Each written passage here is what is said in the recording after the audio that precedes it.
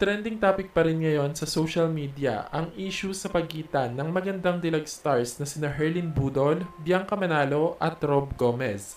Matapos niyang pagpiyastahan online, agad nga na nagsalita si Herlin Budol at dinipensahan ng sarili. Ayon sa beauty queen actress, bilang isang komedyante daw ay sinakyan niya lang ang mga biro sa kanya ni Rob Gomez patungkol sa kainan. Hindi man inamin ni Herlin na may nangyayari sa kanila ni Rob. Mapapansin nga daw sa statement nito na talagang guilty ito matapos kumalat ang screenshot ng usapan nila at nagbanta pa ito na kakasuhan ang nagpakalat ng naturang conversation.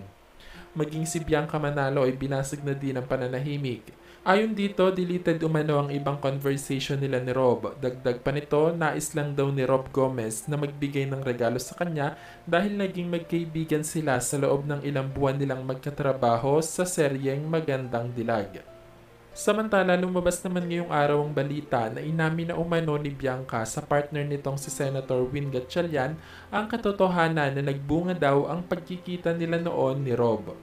Ayon sa balita, nabuntis daw ni Rob si Bianca kaya kasalukuyang nasa ibang bansa ang aktres dahil sa takot daw nito sa pwedeng gawin sa kanya ni Senator Win Gatchalian. Hanggang ngayon naman ay hinihintay pa rin ng publiko kung ano nga daw kaya ang magiging reaksyon ni Senator Win ngayong alam na nito na totoong nagtaksil si Bianca sa kanya.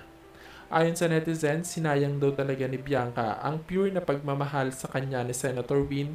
Isang patunay na nga daw dito ang madalas nilang pagpunta sa iba't ibang bansa para mapasaya lang si Bianca Manalo.